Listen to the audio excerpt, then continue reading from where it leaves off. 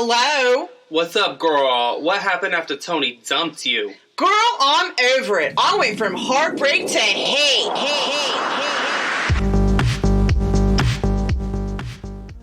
Oi, Joy. Hey, Bob. How are you?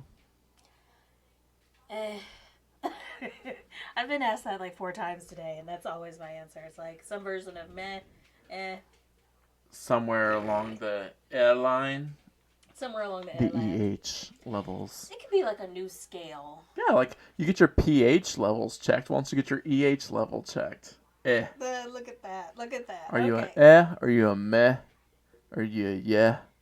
Oh, yeah. Look, I like that. That's at least 3. Yeah. I feel like you I don't know I think meh is the low one. I don't know. Yeah. Might be It could okay. just be H. Maybe H is the lowest, and then like you add a letter. Oh. I don't Nah. know. Yeah, we're putting too much effort I into know, this. we really are. It's like, it's really... Because we don't care to even create a new business. Since we're not here weekly anyway, because of me, I'm just going to put it out there. I'm just going to let the whole world know. Okay. I mean, I wasn't gonna... So last week, I used a cone. I was gonna say you were incapacitated. I was incapacitated. I I got high. I got so high and like unnecessarily, right? Right. Like I couldn't handle anything, and so like it hit me really quickly, and so I had to tell Joy like, I don't know, man, like maybe let me sit for a while. And Joy was like, okay, we'll check you back in a little bit, and then I knew though. This started at what, like 5:15, somewhere around there, something like that. and But so I was like, no. yeah, and so at almost 10 o'clock, I messaged Joy like, I'm okay now. Like now I'm okay. It was just intense. I'd never, well, I mean, I guess that's the thing is that a lot of times I just get high and fall asleep. Well, I mean, you're a lightweight. We've always known that. I don't think it's anything to be ashamed of because it just means that you're a cheap date. But, that's a good thing. Put that in the positive column. Right. Okay. Yeah. So, I got some medical stuff. We're back on the way we should be. Okay. Life's better. Good. In that regard. And legal drugs situations. It's like that disclaimer you got to say all the time. Please remember, kids, that we live in Illinois and it is currently legal here. It is currently legal. I mean, in the time capsule of the world, like 30 years from now, when someone finds Podbean servers in a desert somewhere, and they're like, what is this thing? And they pull it up and they start listening to, what the fuck's a podcast? Like they start, why would people listen to other people talking? Like when they start, investigating, getting conspiracy theories around them, they're going to listen to us. They're still going to be listening to people talking because we've been listening. I'm sorry. Yeah. I know you were on a good roll there. I have to pause you just because we've been listening to people talk since the old time radios that our grandparents. Grandparents at least. I didn't know if great grandparents was pushing it, but at least. No, great grandparents. I mean, radios have been around since the late 1800s, I believe. So. Okay. So I mean, I think in homes by the 1910s, 1920s. I was gonna say rich great grandparents. Right. Been listening to people talk. So. Yeah. Okay. So people are listening to us. But anyway, my point was, they're gonna be like, "Wait, weed was illegal." That was my whole point. I understand. They're gonna have like weed insulin pumps that are attached to your body by then. They just pump.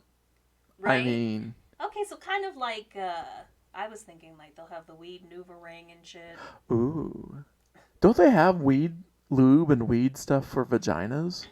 I'm sure. I mean THC, yeah, or not hemp. Hemp. Yeah. Yeah, but I'm certain. I mean, you think actual like with the THC? I mean, or CBD probably. Yeah.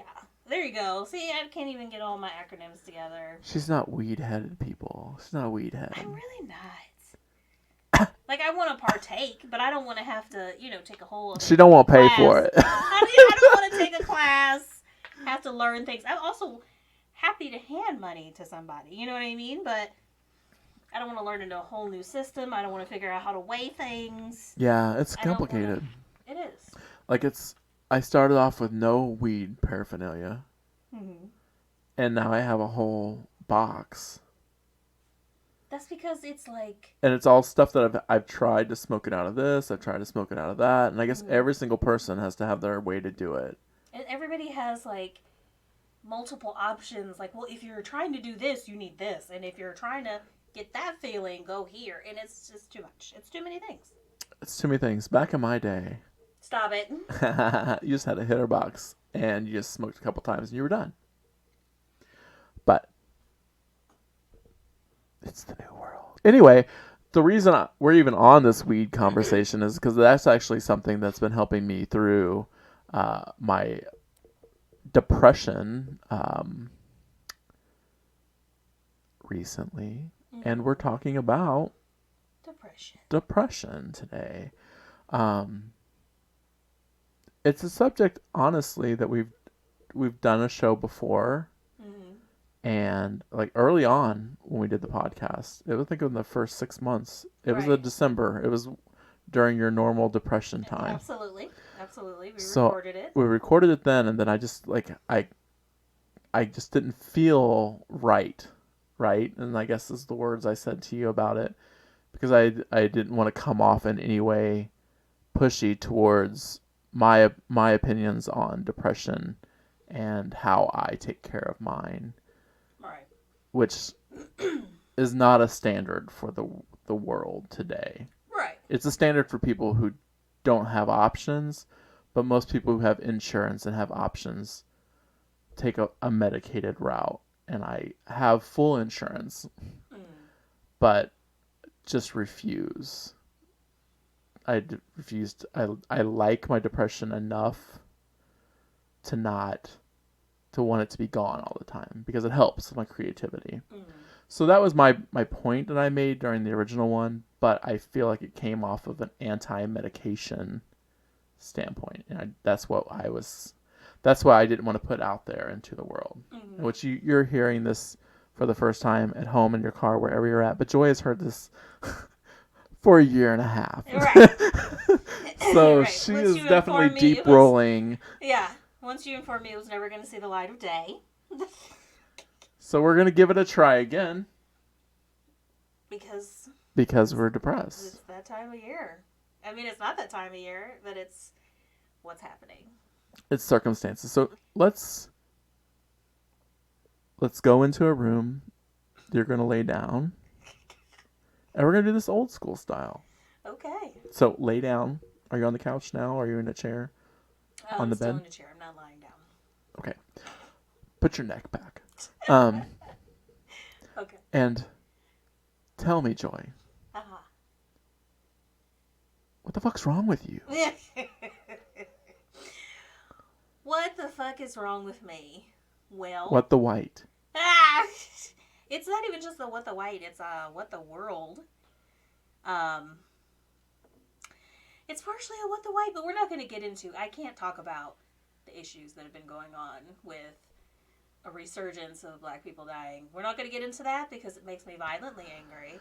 Yeah. So then just make that quick note, and we won't talk about that. Right. But it's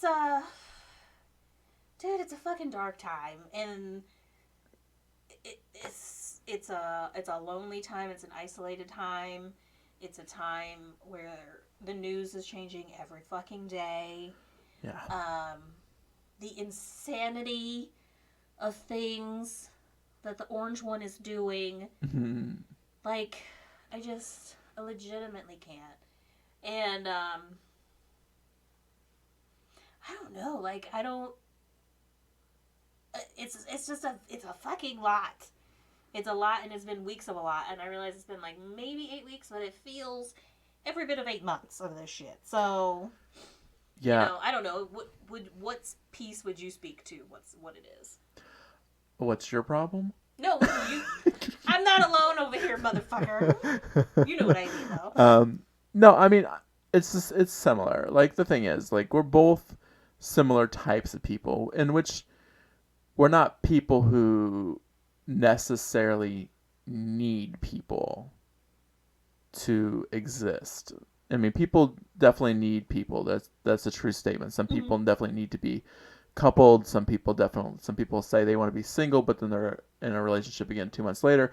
Some people, some people need that, and that's perfectly fine. But both of us like being alone at times. We like to be left the fuck alone at that point. I mean, we've both been at that point in our relationships where it's like we just want to be left the fuck alone for set amount of minutes or hours or days. Yes. Please give me a reason to miss you. But that being said, we're also extroverted when we go out. I feel like, I mean, definitely for me, like I meet new people and they become my friends. Used to be monthly. I mean, I would walk up and talk to strangers. So like, I like people. I like people to be where I want them to be. But I'm feeling differently because of this isolation. Yeah. It's also the lack of freedom piece of it. Yeah. Because as somebody who I think in general identifies more as an introvert than anything, I'm one of those like flexible types, right? I got extrovert tendencies. She's an omnivert. But it's also the piece of it where it's like the lack of freedom, where it feels like every time you do go somewhere, like even when when you have to go to the grocery store, it feels like, should I even be here? And it's it's a wearing the mask. It's a trespassing it's all the things, situation. like, all the things that we have to do and why we have to do them. This is not that. We comply. We're not going to discuss that. It's the fact that it's so different, and it's just everything is so constrained. There's nothing that feels like that normal. And so because none of the normal is there, that is like a whole extra strain to it besides the isolation. In addition, I would say. Yeah. You get what I mean? Oh, no, it's really weird because I'm essential one day a week. And so I go into the office, and there's always one other person who's working in the office because she has to go in and do the same thing I do, but for her department. But other than that, there's nobody else in a 4-story building. And so I usually go in, and I usually have to do something on 3 of the 4 floors. And I'm a big horror fan. Right. So I like to be scared when I can be scared, because a lot of times I can't be scared, or I'm not scared. Haunted houses, blah. Right. Like, other things they make me laugh more than they make me scared. Anyway, so I take the elevator because there's a better chance to be murdered if you're in an elevator in a vacant building than if you're on the stairs. Okay. I don't know. One of my favorite movies is Dressed to Kill. Great elevator murder scene. Angie Dickinson. I won't say who else because that ruins the whole movie, but I love that movie. Anyway, I don't know. I'm just always like ready. You're ready. I actually tried my phone on just in case someone's gonna murder me. But that's the thing. It's like I feel like I'm in that. I feel like I am in most of the population is gone, and you're the few people left in the world situations. Right. Except for when I go to the grocery store, because there's always 5 billion people there. And we won't get in. I haven't had any incidents since the ball kicking situation, so I won't get into those stories. But it is that weird, and people say this is the new normal, which is not the new normal. It's just kind of a reset. But the current world setting is very bleak horror movie. I mean, I don't know if you ever watch movies. I mean, you watch movies all the time, but like, I thought maybe you're using the general you. General you. Some people don't watch movies; they only listen to podcasts. So let me paint a picture of a movie. Here, you're watching a movie with 2 actors. Give me 2 actors, Joy. Tom Hanks and Meg Ryan. She dug into the ones I don't like. I know, I did it on specifically. And what the white, Joy? Why they gotta be white? You could have just given me some black actors. Anyway, or more so, Any kind of Asian actors, that's Joy's area. She knows everyone's name. Right. Okay, fine. So 2 actors, they're having a scene. Jet Li, Michelle Yeoh. Okay, I like them both. What's up, Jet? So they're talking in the middle of the street. Mm-hmm. The street's not empty in the background. Okay. Right? Right. Cars are going by, people are walking, things, the world. And that's how you make a movie feel real. Right. Now, I watch all kinds of movies. I watch low-budget movies, big-budget movies. And so you can definitely tell a lower-budget movie by the lack of movement in the background in the scenes. Right. Which kind of, yeah, because you can't afford the extras. Yeah. But it just paints like a dreary kind of isolated picture. Like some people use it in movies, some people don't because of budget. But like you can that's what it feels like when I'm like driving down the street. Okay. Or like when I'm out walking my dog. Yeah, I get you. Because like normally there's the old guy that waves at everybody across the street that's running, and he's always exercising, always in the street. Yes. He's not doing that anymore. Right. David's not outside. David's not outside at the school getting the kids across school, giving high fives. We live next to a school. The school's not a problem. Mm-hmm. Children aren't in my way every morning. Nope.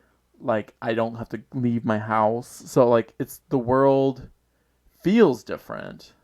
And it feels like a breakup. It feels like a breakup. No, it feels like, you know, when you're in a relationship and you're together for a long time and you live together and you like separate, then your existence is different. That's true.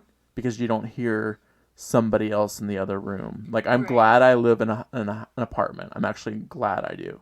Even though my neighbor said I had loud music playing and even I didn't, and ended up getting mad and moving out. But anyway, it wasn't me. I promise. It was not me. Joy. It wasn't you. Listen. The lady that lives upstairs, she walks really heavy and she hula hoops in her house. She literally. moves furniture. She kicks furniture at 1 o'clock in the morning and he thinks I'm up banging out music. Loud bass music. Anyway. He probably wanted an excuse to get out of his lease. I'm not taking him seriously. I think so too. It just abruptly happened, like right when this coronavirus happened.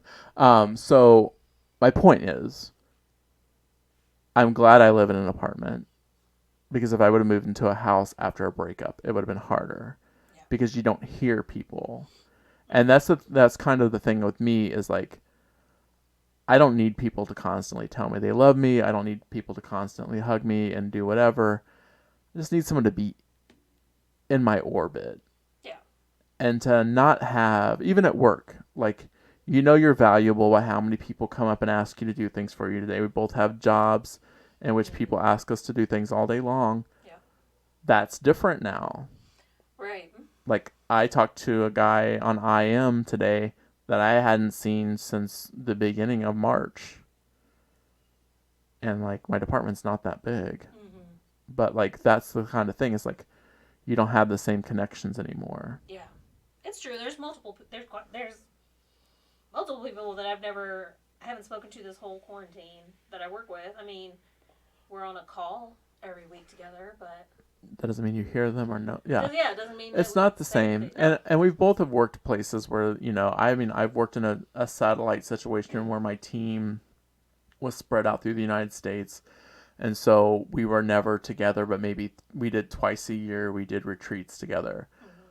But it's weird. That's a weird situation to like never physically see somebody. That I don't know. So why are you even listening to us if you can't see us? I don't understand. Shout out to Phil, who keeps asking us to do a YouTube version of the show with video. Oh, does Phil know that we gave that a shot? I told Phil last year, but he just messaged me a couple weeks ago and was like, I still think that you should. Anyway. To consider it, but... Because, you know, now it'd have to be like Oprah. I'd have to make the whole studio into an actual, like, television studio. And I was thinking we could shoot something real tight, like just the forehead and eyes. I mean, we could just Zoom video it. Maybe make it the new normal. But yeah, no, the lighting's not right in here. Anyway, okay, anyway. Yes, if we could get back to depression. Sure. So the other thing about it is, which is what I was saying to you, is that it's so far dug in that I've had multiple times where I was like, I could reach out and text somebody and tell them, hey, shit is not great. You know what I mean? But the problem is that then they'll actually reach out. Now, I know that sounds crazy. It's like, no, that's a good thing for them to reach out. And technically that's correct, but sometimes you get so good in your depression, and obviously I'm being, hilarious, because it's not really good, but you get so in such a good place of your depression, you got that pity blanket on, and it's all warm and cozy, and you're like, I don't want somebody to check on me, because that's only going to piss me the fuck off, even though they're trying to do a good thing. I won't respond correctly. You know what I mean? It's one of those, and because a lot of people don't know how to speak to somebody who's in the midst of depression, that's the other thing. Right. Always surround yourself with people who have depression. If you have depression. I mean, sometimes it is depressing to be around other depressed people, but honestly, those people who don't even believe depression exists, like, you can't have those people in your life because they can't function. Like, I have lots of friends who have depression, and I think I love it that way because, like, there's less expectation of doing something. Like, if something doesn't happen, you don't have to be like, make up an excuse. You don't have to. You can just be like, not feeling it. Yeah. So. Yeah, because that's basically what happened today, right? I was IMing you, and I was like... Yeah, we weren't going to record today. I don't know. It was yesterday.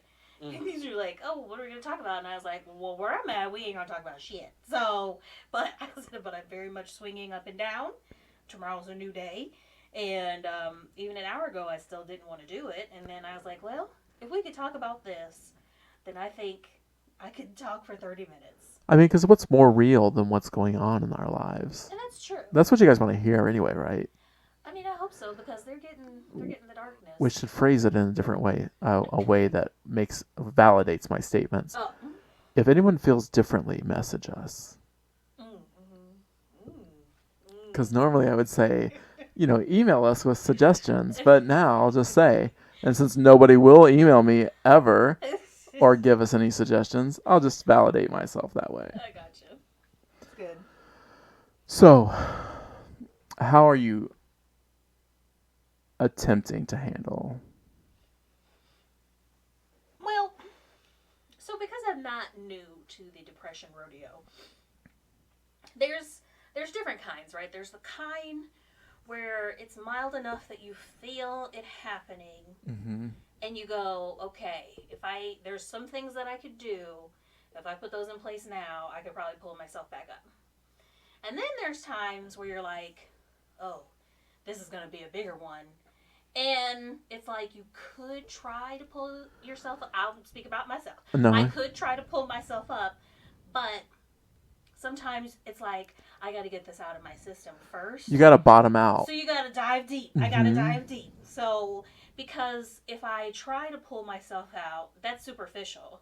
You know what I mean? And so it's kind of like when people try to avoid certain illnesses, like when you think you're going to get a cold or something.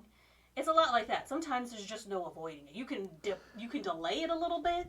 Right. But if you got a shitty immune system, sometimes that cold is just coming. You know what I mean? Well, that's the thing is, like, you can either prepare for it year round, i.e. I take vitamins all the time, and medicine and stuff, not medicine, but vitamins. And not necessarily that I won't get sick, so that I don't get sick for other reasons. But I feel like it's one of those things, if you start to prep like a week before everybody's already got a cold, it's too late. Right. It's like I like to say, it's my catchphrase that I never use for face cleansing and having great skin. It's never too early to start, but it might be too late.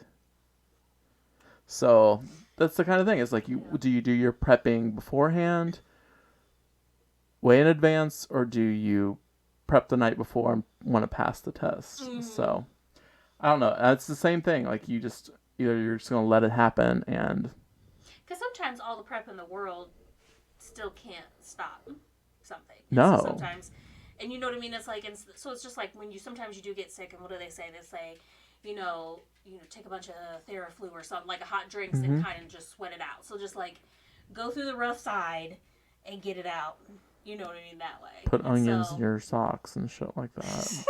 That kind of shit. But for me, getting through it the rough way is I'm just going to realize I'm in pity and I'm just going to roll around. It gets real good to me. So I'm, some minutes I'm okay. Other minutes, I'm yelling at the kittens for no fucking reason. You know what I mean? But they're used to it. They ignore me. So I have gangster cats. They're like, right. Bitch, we don't give a good fuck. They don't give a shit. They don't give a shit. It's perfect. It's a good thing I don't have a dog because I cannot hurt their feelings. They're like, and anyways, you're going to feed us when the fuck it's time. So we'll be over here. So it's like that. What? So you just bottom out, just let it happen. Because then it's easier. Like once you've emptied it out, you can put the good shit back in. But you gotta get all that horrible shit out. And since we're living in a time of horrible shit is introduced every fucking day, like. Well, that's the thing. It's not. It's either you have to completely remove your. Like I don't understand. I don't think there's anybody currently in a happy position. Right. There's people faking it on Instagram. There's people faking it on Instagram, and I just want to say, if you're doing lots of videos and you're out in the public and you're and you're recording on Instagram and you don't tell a person giving you customer service thank you, I unfollow you on Instagram. That happened this week. It just pissed me off. I was like, here you're on Instagram bitching about the world and as you're driving through Arby's or something. The person gives you the stuff and you're still going on and you don't even say thank you to them. They say thank you to you, but you don't say at least thank you too. No acknowledgement. No acknowledgement. It's just, I don't know. Anyway, sorry. No, you're good. We can have better manners. But I just feel like those people faking it anyway, you know how I feel about people who fake happiness. I just feel like everybody is either because they have to be inside and they're angry about it, or they're scared of what's going on outside, and everything in between. Sorry, there's somebody illegally mechanicking in my parking lot behind my window. Which is awesome. Get that money. So my whole thing is like, I don't feel like there's not a single person in this planet that's currently not in a depression state. Right, at least some version of it. So maybe it's time for people to be more. Hey. That's the thing, is some people who are complaining about things on Instagram or Facebook and just putting stuff out there and just like like I could be doing this, I could be doing that, I could be doing this, I could be doing that. Maybe it's time to look at how that affects you from the eyes of someone who's depressed. Because you constantly have somebody telling you that you can't do this, you can't do that, you can't go here, you can't go there. Right. Like that is, it's similar. That person's you. That's, just your drive or your internal need at that moment. But like still, it's a similar situation. So when depressed people are forced into a depression, it's a little harder, I think, to grasp. And I don't know. I'm only speaking for you. But I feel that's what you're feeling. Yeah. Because this is your time, and your time's almost up. Literally. Because if we get free June 1st, that's only 20 days left in your season. Right. Your entire season's gone. My season's gone, so I'm trying to get it. Joy likes to go walk to work on those days when it's nice, cool in the morning. Nice. Like her whole, this spring is her season. Yeah. So anyways, I'm just of the mindset. And again, we've said it before, I'll say it again. This is just how I deal with it. Because I know that, I could seek out, as somebody who regularly has depression, bouts of it, I could be speaking to a therapist. I could, get medicine. The reason I'll specifically talk about therapy. Okay. Because everybody loves to talk about therapy. Mm-hmm. And it works for a lot of people, and I think that's great. I genuinely congratulate my friends who have found somebody or found it helpful. I've tried multiple times, usually after a grief event, and have never just found somebody who I felt was genuinely listening and caring. I kind of always end up with somebody who you can feel them watching that clock, counting the dollars, getting that, you know what I mean? Like, Yeah. Have you ever talked to them about having conspiracy theory issues? Like paranoia? Maybe that's in there too, Joy. Maybe I'll try again. Try again and say, I might come at you with a bit of paranoia and skepticism that I'll never actually say to you. I'll just never come back. There you go. All right. Just let them know right up front that if they even seem to look disinterested, then you're gone. Perfect. I think we've solved that. I mean, the thing it is like the thing to get the best customer service, and it's a horrible thing, but it is to say up front, like, this is a one shot. I mean, I've given people more than one shot. I know. I'm not going to have you out here put me out on Front Street like I just go once and then leave the person now. No, and that's the thing is, like, counseling and therapy does to help people, and a lot of people go to specialized events for that, especially during grief counseling, and it's nice to have generalized therapists, but I think sometimes having a specialist in that area is beneficial too, just because I don't know, you don't like to go to, I mean, did you ever like go into a class that your PE teacher taught half the year? Because like because their heart's not in it. I get where you're going. Because they're a PE teacher. Like they're basically just a substitute for half a year, because the rest of the year they just yell at you all year long. So like so like that's the kind of thing to me. It's like you want to get somebody who actually has experience or has at least gone through additional training. Right. And even then, it's a trial. Yeah. It's you have to. It's just like dating. It takes a lot of effort, and it's like some people can do internet dating. It's just like that. It's like you just got to keep trying until you find it. Yeah. And some people are built for it, and I just happen to know I'm not built for it. So. Yeah. It's that. I'm not built for dating. I mean, I am. I'm open to it, but it just seems like it's not what I'm getting. But I don't know, because like, I don't know. I handle my depression differently, so I feel like that's why I'm in at least a little better place, because this time, we both have talked on Sven's podcast about how we're doing during this, but like my whole thing was like, I actually have more time to create that I would have used to do stuff with friends, but like now I'm actually creating stuff almost every single day, and that is something that helps through my depression. So I'm glad that my tools for battling depression aligned with the situation we're in. Right. Because if it was go out and do something, you had to go out and do something away from a computer kind of situation, I wouldn't be in the same boat. Or in my different boat. Right. I get you. I followed. Okay.